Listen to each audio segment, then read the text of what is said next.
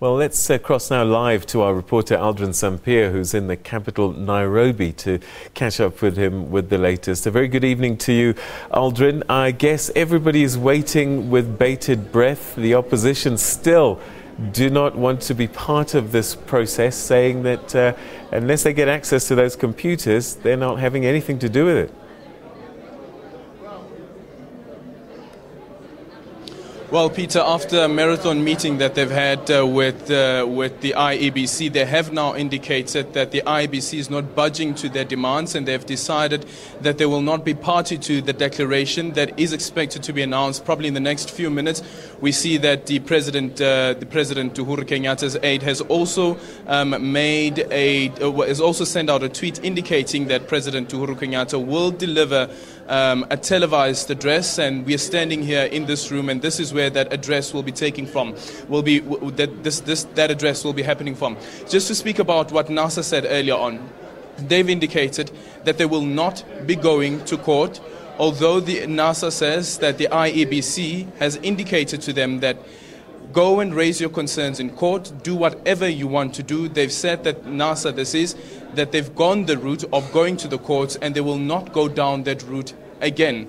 They say that it is the people of Kenya who will be the jury, who will make judgment with regards to the decisions that have been taken by this constitutional body, the IEBC, and they believe that the issues that they've raised with the IEBC are legitimate. They've also cast aspersions on all of the observer missions, from the EU, from the AU, even saying that the AU's delegation, which is being led by the Thabo Mbeki, should have been vetted, including Thabo Mbeki as well. So the aspersions are being cast all wide. The net that they're throwing is all wide. I guess they didn't get access to the server, and they still do not believe in the results that are set to be declared by the chairperson of the IEBC.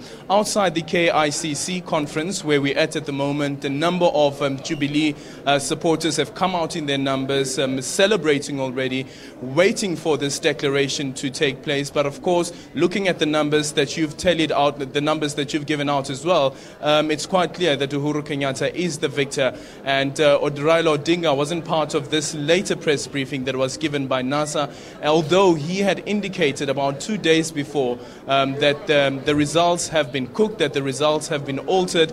But over the past 2 days, he hasn't said a word. There's an interview that he's had with one of the international broadcasters, the CNN, where indicated that they still believe, as NASA, in the information that they received, that the numbers received by the IEBC have been altered, and that's the numbers that have been served through to the portals.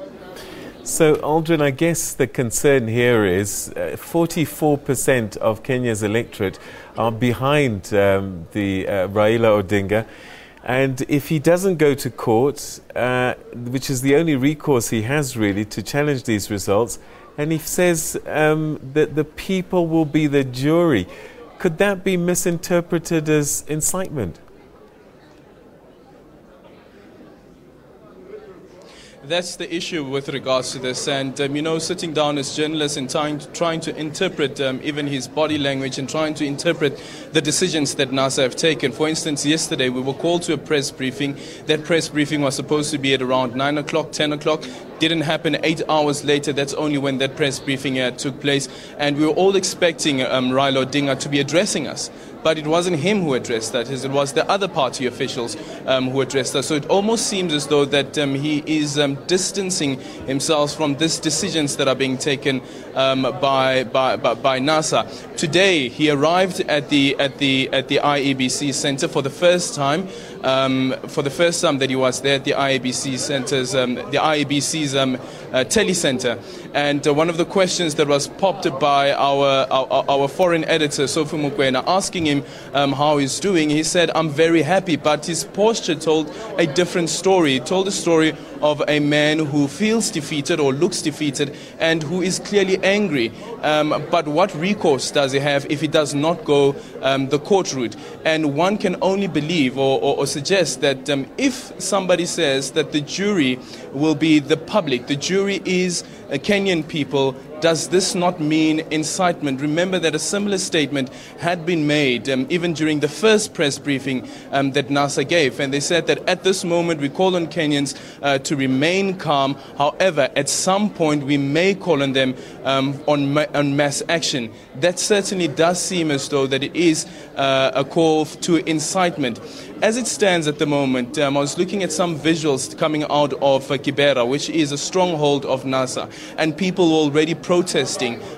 They are already rejecting these results. Yesterday in Kisumu as well, which is a stronghold of NASA, the same level of contestation and violent protest. And when you speak about the other place that I was at, Uhuru Kenyatta's hometown, different scenes, people waiting for these results and waiting with anticipation and suspense and wanting to celebrate this victory of Uhuru Kenyatta.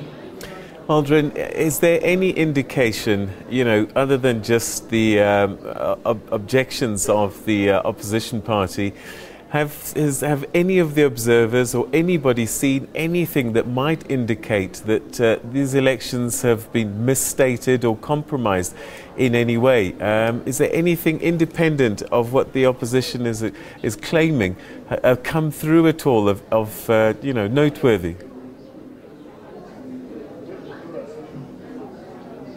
Well, not at this moment. I was listening to some analysts this morning speaking about the court ruling, the Supreme Court ruling in terms of the results being sent via electronic, and they were saying the demands that NASA had stipulated in this letter that was sent through to the IABC, that the 34B forms be attached with the numbers. So as soon as the numbers are beamed onto the public portal with the results, you should have that hard copy of the results as well. They said that that's a legitimate demand, but nobody has gone as far as saying that that the results could have been altered, that the systems could have been hacked. And somebody was actually saying on Twitter, after NASA had made the demand that they want access to the server of the IABC, someone asked the question, do you want access to a server that you already as NASA had claimed has been hacked? What do you want with that, with the information that you'll be getting from a server that you've already indicated that has been hacked? If you look at the observer missions, all the observer missions have applauded the IABC and said that the IABC has done well. However, though, they haven't all come out and said that these elections were free and fair.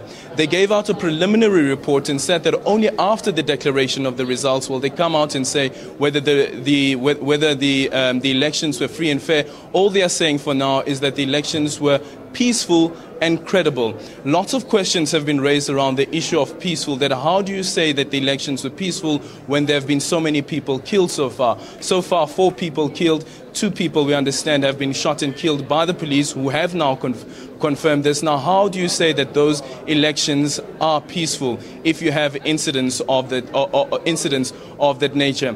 Quite interestingly, though, is that the European Union, when they were giving their press briefing, they indicated that the IEBC was ill-prepared for these elections. So that might be something interesting worth looking into, whether these claims made by the EU are indeed legitimate.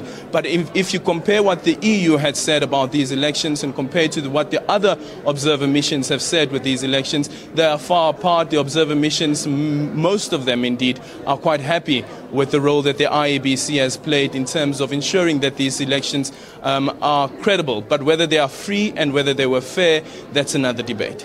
All right, perhaps finally, Aldrin, any indication whatsoever about when these results will start to be finally announced?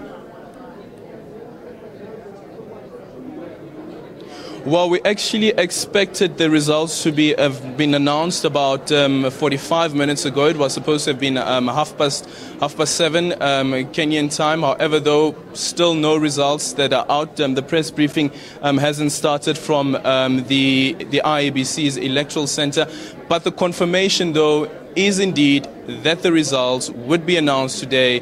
And then immediately after that, there will be a televised address by Uhuru Kenyatta, who I assume after that announcement would be the president-elect of Kenya.